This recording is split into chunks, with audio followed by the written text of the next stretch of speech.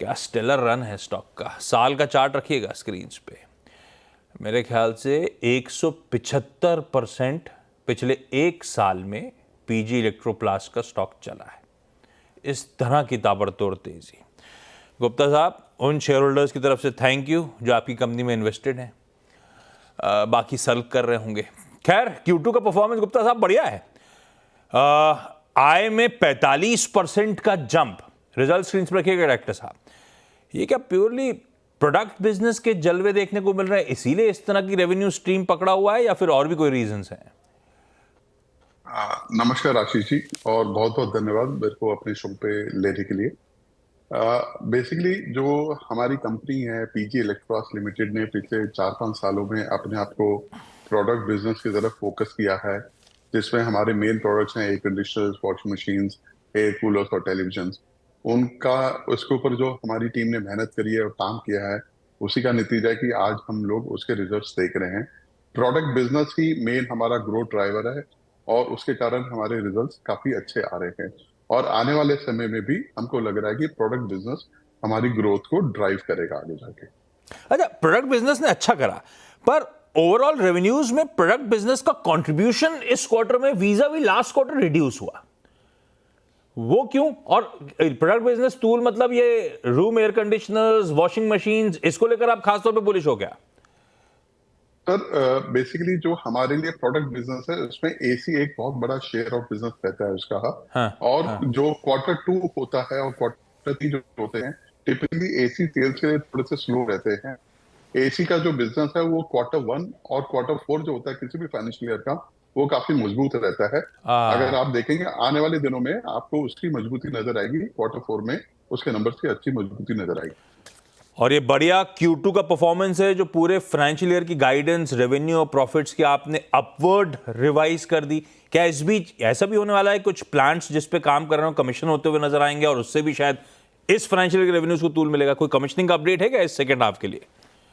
आशीष जी, हम जो बेसिकली हमने जो अपग्रेड किया हमारी सेल्स की रेवेन्यू की गाइडेंस को, हाँ, उसमें हमारे पास जो भी प्रोडक्ट बिजनेस है वॉशिंग मशीन का, एयर कंडीशनर्स का, जिसमें हाँ, हमारे को अपने जो क्लाइंट्स हैं उनसे जो ऑर्डर बुक मिली है, जो फोरकास्ट मिला है, और जो हमारे को अपना ओवरऑल कॉन्फिडेंस है कि हम लोग जो सेल्स अचीव कर पाएंगे, उसके बेसिस पे हमने ये अपनी रेवेन्यू गाइडेंस को अप किया है। हमारे दो नए प्लांट हैं, एक भिवाड़ी में जो शुरू हो गया है, उसमें फर्दर हम एक्सपेंशन कर रहे हैं अपनी कैपेसिटी की एसी मैन्युफैक्चरिंग में। ऐसे ही हम लोग नोएडा में उत्तर प्रदेश में एक नया प्लांट लगा रहे हैं, वॉशिंग मशीन की कैपेसिटी फर्दर एक्सपेंड कर रहे हैं। तो ये सारी चीजें भी आगे चल के कॉन्ट्रीब्यूट करेंगी प्रोडक्ट बिजनेस की ग्रोथ में। हाँ, ये गाइडेंस फॉर FY25 आपके मेरे ख्याल से एनालिस्ट प्रेजेंटेशन से डायरेक्टर साहब, प्रोड्यूसर साहब ने निकाल लिया।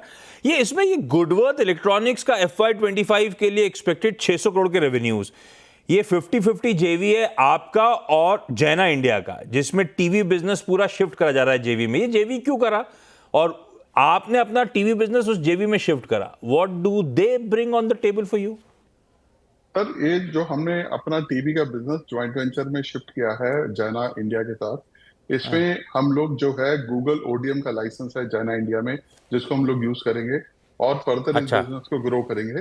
तो हमारे को लगता है कि जो हमने इस बारी जो रेवेन्यू गाइडेंस दिया है 600 करोड़ का जो हम लोग रेवेन्यू करेंगे, अगर हम देखें पिछले साल हमने अपनी कंपनी में पीजी इलेक्ट्रॉनिक्स में टीवी का जो बिजनेस किया था, वो ऑलमोस्ट अराउंड 300 करोड़ का था, जिसको हम लोग जेवी कंपनी में ले जाने के बाद ऑलमोस्ट डबल कर रहे हैं।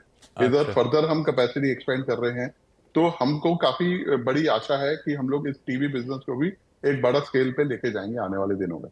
ओके, ये 50-50 जेवी है, वो नीचे देखिए आप, वो नीचे दिख भी रहा होगा लिखा हुआ, कंपनी का और जैना इंडिया के बीच में। पिछले 8 साल का केपेक्स था 800 करोड़ का, और गुप्ता सर इस बार FY25 के लिए एग्रेसिव हो गए हैं। 350 450 करोड़ रुपए का केपेक्स लाइंड अप है। क्या अपडेट है? वो RAC यूनिट जो राजस्थान में खड़ा करना था, वो जो सूपा का एक्सपेंशन था? हाँ सर, वो सारे इन लाइन हैं, जो हमारी गाइडेंस है उसके हिसाब से चल रहे हैं। जो भिवाड़ी में हमने कैपेसिटी एक हाँ, नया प्लांट लगा रहे हैं, वो कैपेसिटी हम लोग कोशिश करेंगे दिसंबर जनवरी में हम लोग शुरू कर लें। सूपा में भी फर्दर कैपेसिटी एक्सपेंड कर रहे हैं। जो इस साल का जो कैपेक्स का गाइडेंस है 370 से 380 करोड़ का, इसमें मेजर हमारा जो कैपेक्स जा रहा है, हम लोग काफी बड़ी नई लैंड हमने एक्वायर करी है सूपा में, महाराष्ट्र में, फिर भिवाड़ी में जो राजस्थान में, और हमने ग्रेटर नोएडा में उत्तर प्रदेश में, और फर्दर हम लोग नई कंस्ट्रक्शन एक्टिविटीज कर रहे हैं। ऑलमोस्ट 10 से 15 लाख स्क्वायर फुट का कवर्ड एरिया नया क्रिएट कर रहे हैं, जो हमारे को आने वाले 3-4 सालों में फर्दर हेल्प करेगा अपनी ग्रोथ को अचीव करने के लिए कंपनी में। ना रेवेन्यू मोमेंटम अच्छा, दूसरी चीज़ अच्छी लगी कि अच्छा स्ट्रांग रेवेन्यू मोमेंटम के साथ साथ मार्जिन्स डिफेंड करे, इनफैक्ट एक्सपैंड करे। 8.2 से 8.4 तो शायद 20 बेसिस पॉइंट्स का साल दर साल मार्जिन्स में इंप्रूवमेंट।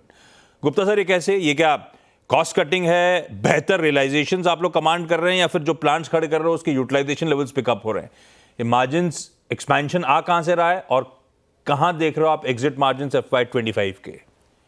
सर FY25 में जो हमने रेवेन्यू गाइडेंस के साथ में हमने जो अपना जो पैड गाइडेंस है वो भी दिया है। ऑलमोस्ट 250 करोड़ के करीब का हम लोग ने बोला कि हम लोग प्रॉफिट लाएंगे। जो हमारे जो मार्जिन्स हैं उसमें बेसिकली हम लोगों ने कुछ कॉस्ट कटिंग मेजर्स पे काम किया है, इंटरनली प्लांट की एफिशिएंसीज को और इम्प्रूव करने की कोशिश करी है। साथ में जो कमोडिटी प्राइसेस है उन्होंने भी काफी साथ दिया हमारे को। ओवरऑल सॉफ्ट रही थी कमोडिटी प्राइसेस, तो उसका भी थोड़ा सा योगदान आया है इसमें। आने वाले दिनों में हम लोग जो मार्जिन है इसी रेंज में एक्सपेक्ट कर रहे हैं कि इसी रेंज में हम लोग अचीव कर पाएंगे। अच्छा, वो प्रेजेंटेशन में इंटरेस्टिंग था, आपने अपने कॉस्ट का ब्रेकअप दिया था। 80% ऑपरेटिंग रेवेन्यूज का कॉस्ट ऑफ रॉ मटेरियल्स है। किसी Voltas, Whirlpool, Godrej, Daikin, Crompton, Bajaj, blue star के साथ जब आप उनको माल प्रोवाइड करते हो तो क्या उसमें एस्केलेशन क्लॉज होता है क्या, या फिर वो हिकअप्स आपको एब्जॉर्ब करने होते हैं? सर बेसिकली जो भी हम लोग बिजनेस कर रहे हैं, आपका ये सवाल बहुत अच्छा है। हम लोग जो बिजनेस करते हैं अपने क्लाइंट्स के साथ, चाहे वोल्टास है चाहे वर्लपूल है, जो भी बड़े दिग्गज क्लाइंट्स हैं, उनके साथ हमारी जो प्राइसिंग रहती है कमोडिटी को लेके, उसकी एक इंडेक्सेशन रहती है और क्वार्टरली बेसिस पे या मंथली बेसिस पे अच्छा। वो प्राइसिंग एडजस्ट होती है। अगर फॉरेन एक्सचेंज में कोई चेंजेस आएंगे या कमोडिटी प्राइसिंग में कोई चेंजेस आएंगे, उसी हिसाब से प्राइस एडजस्ट होगी on the basis of pre described formula रहता है, उसके बेसिस पे हम प्राइसिंग एडजस्ट करते हैं। तो थोड़ा सा माइनर सा लैग होगा, अदरवाइज वो एडजस्ट हो जाता है। बिल्कुल सर, बिल्कुल। बैलेंस शीट पे ग्रॉस डेट है 270 करोड़ का, कैश और बैंक बैलेंस है 340 करोड़ का, तो नेट डेट तो जीरो है आपका। तो फिर ये 1500 करोड़ रुपए के QIP की तैयारी क्यों कर रहे हो गुप्ता सर आप? सर ये जो QIP हम लोग प्लान कर रहे हैं, जो फर्दर कैपेसिटी एक्सपेंड कर रहे हैं, कुछ नए और प्रोडक्ट्स हैं जिसकी अनाउंसमेंट्स हम लोग आने वाले कुछ महीनों में करेंगे, जिन पे हम लोग काम कर रहे हैं, जिसके लिए हमको जिसके लिए हमको कुछ फंड्स की रिक्वायरमेंट आएगी। फर्दर हमारी जो वर्किंग कैपिटल की जो इंटेंसिटी, नहीं तो मैं इसलिए पूछ रहा था, ये इनेबलिंग रेजोल्यूशन टाइप है, क्योंकि नेट डेट है नहीं, का इक्विटी डाइल्यूट करना, आप तो डेट मोबिलाइज करके अच्छे कैश फ्लो जनरेट कर रहे हो, काम निपट सकता था, इसीलिए पूछ रहा था। हमारे को क्या है कि आज के डेट में जो वर्किंग कैपिटल जो है वो काफी ज्यादा लग रहा है। जिस तरह से हम लोग रैपिडली ग्रो कर रहे हैं अपने बिजनेस को, उसके लिए वर्किंग कैपिटल की इंटेंसिटी काफी बढ़ गई है। फर्दर कुछ कैपेक्स और है जो हमारे को लाइन में है, जो कुछ और नए प्रोजेक्ट्स हैं जिस पर हम काम कर रहे हैं, जिसके बारे में हम लोग अनाउंस करेंगे आने वाले 2 या 3 महीनों में। तो उन सारी चीजों को लेने के लिए हमारे को एक ये QIP हमने प्लान किया है। एक फंड हम लोग क्रिएट कर रहे हैं टू सी जो भी आने वाले दिनों में जो अपॉर्चुनिटीज हैं उसको कैसे हम लोग उनको ले सके। ये अपॉर्चुनिटीज मतलब इनऑर्गेनिक इनिशिएटिव भी हो सकते हैं क्या Gupta sir? Sir organic and inorganic दोनों हो सकती हैं। ऑर्गेनिक ऑलरेडी काम कर रहे हैं हम लोग।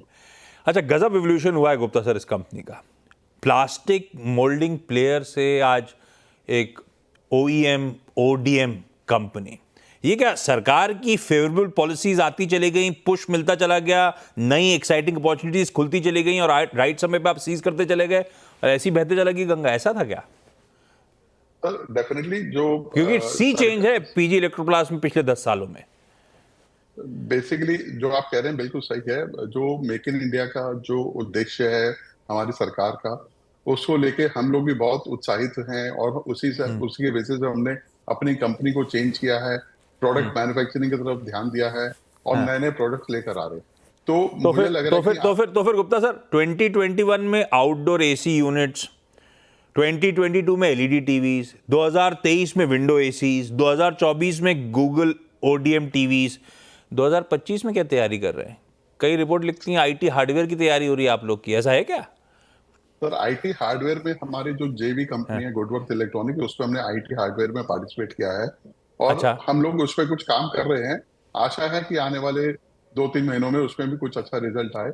उसके अलावा कुछ और प्रोडक्ट कैटेगरीज हैं जिसको हम लोग फर्दर एक्सपेंड करने की कोशिश कर रहे हैं, कुछ और प्रोडक्ट ऑफरिंग्स अपने और जोड़ने की कोशिश कर रहे हैं। तो ओवरऑल बहुत अच्छा ग्रोथ मोमेंटम है सर। हमको लग रहा है अगले 3 से 4 सालों में हम लोग एक अच्छी और ग्रोथ अचीव कर पाएंगे बिजनेस में। ना बिल्कुल ठीक है, सब बढ़िया है। मैं एक बात टॉपिक चला जाता था कॉम्पिटिटिव इंटेंसिटी का, लेकिन अभी तो खैर नेसेंट स्टेज पे, अभी तो कॉन्ट्रैक्ट मैन्युफैक्चरिंग में भारत पैर जमाने की कोशिश कर रहा है। किसी और दिन गुप्ता सर के साथ वो कॉम्पिटिटिव इंटेंसिटी, वो प्राइसिंग, पेनिट्रेशन, प्रॉफिटेबिलिटी पर किस तरह का डैम्पनर, पर अभी too early to talk on all that. अभी तो सब बढ़िया है। खैर Gupta sir, thank you so much, बढ़िया तरीके से सारे नतीजे, आउटलुक सब समझाने के लिए हमको। क्विकली छोटा सा ब्रेक, ब्रेक के उस पार एक क्विक मार्केट चेक।